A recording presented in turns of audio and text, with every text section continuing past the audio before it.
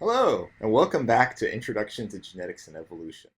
In the first video, we talked about why evolution by natural selection was mathematically inevitable. There was no way to avoid having evolution by natural selection if certain very simple conditions were met.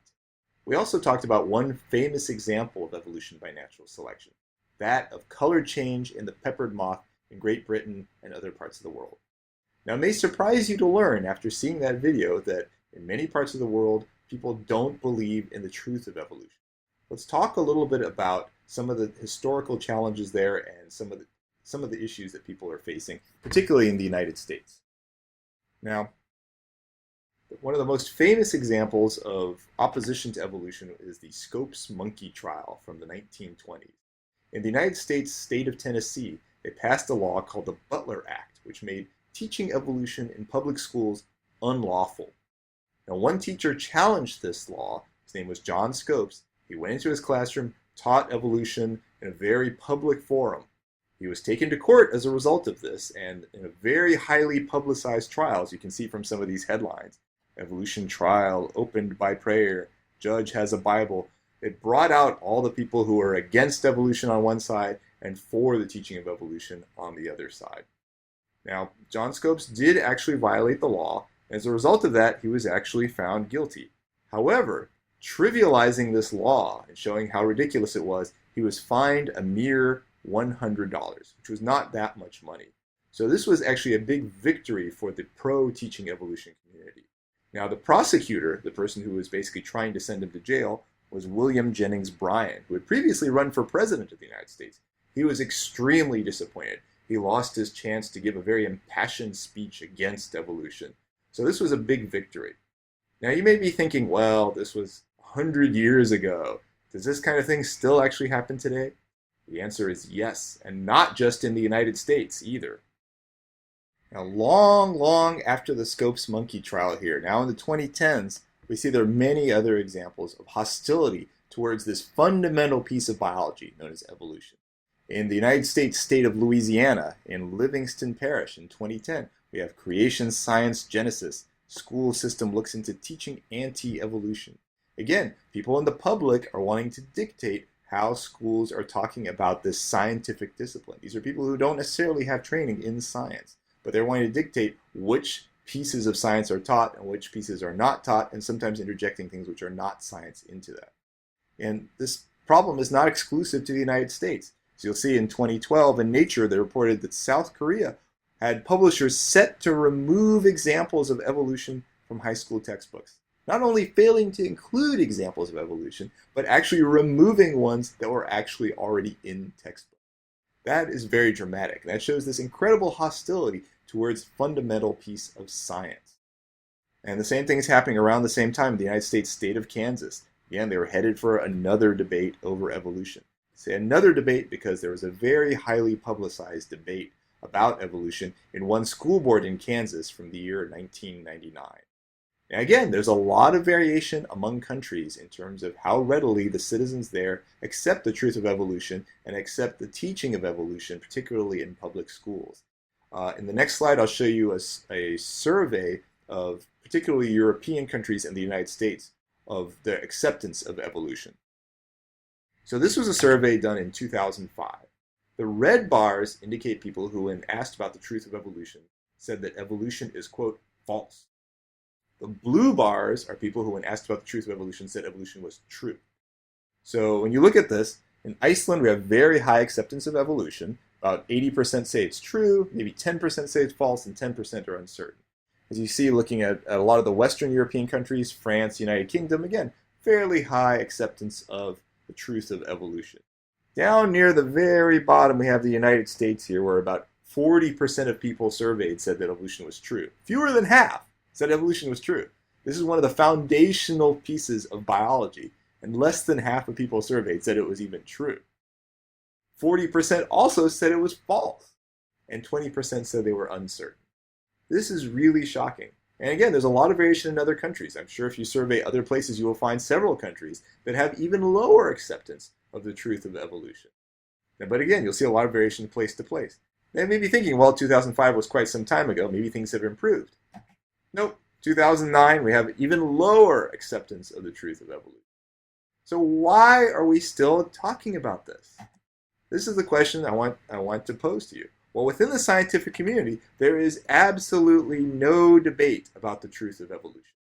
You often hear politicians say, teach the kids the controversy and let them decide. Well, there is no controversy to teach, at least from the scientific standpoint. There is no question whatsoever about the truth of evolution.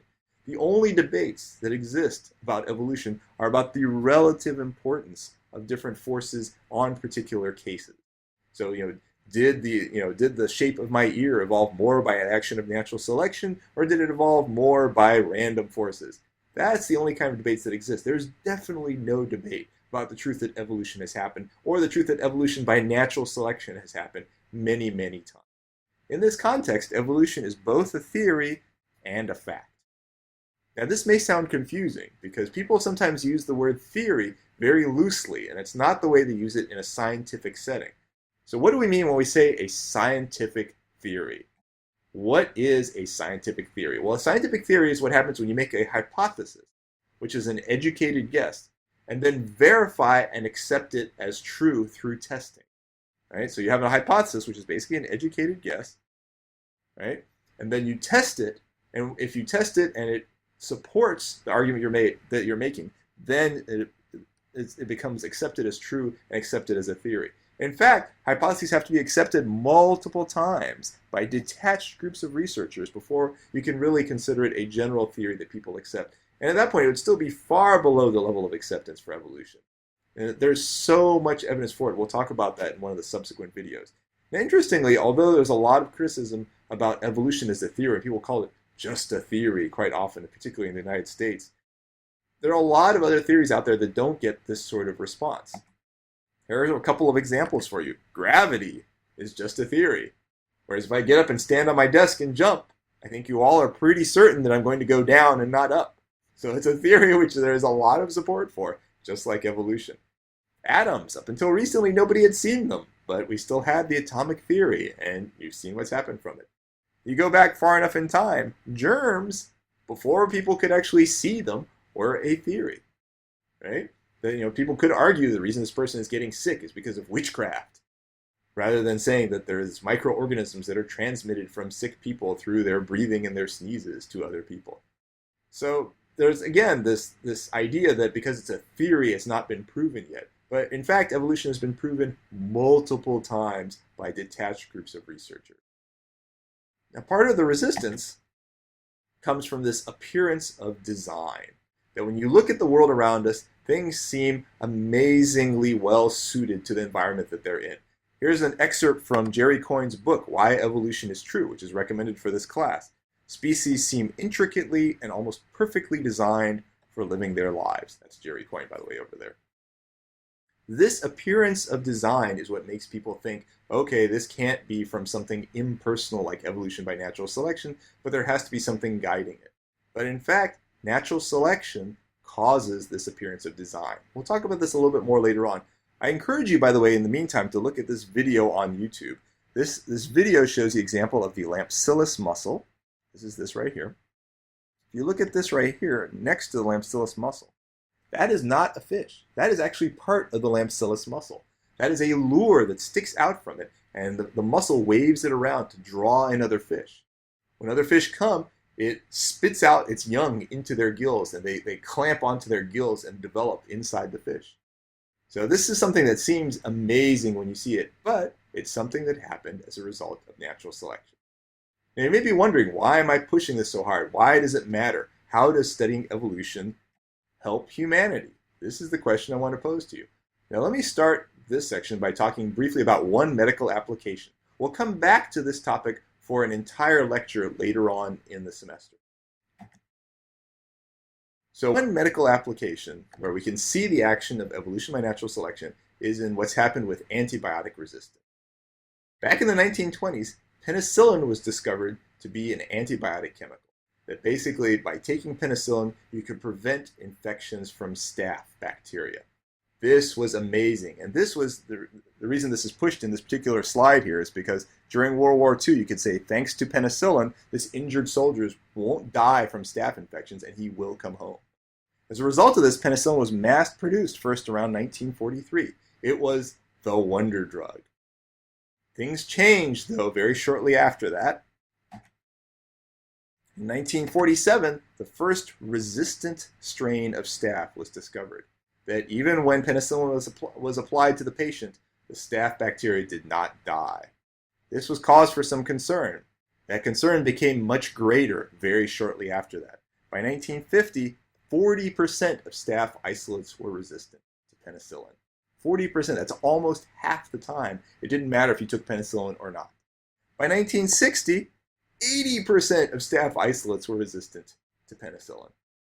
So you may be thinking to yourself, when was the last time you had penicillin? Not any antibiotic, but penicillin in particular. There's a high probability that most of you watching this have not had it in the recent past. The reason is because nearly all staph bacteria isolates out there are resistant to penicillin. How did this happen? Well, this happened because of the very basic evolutionary principle of evolution by natural selection. In the original population of staph bacteria, you had these blue ones. They weren't actually blue. I just did this for the picture. You had these blue ones which were susceptible to penicillin. That when penicillin was applied, they died.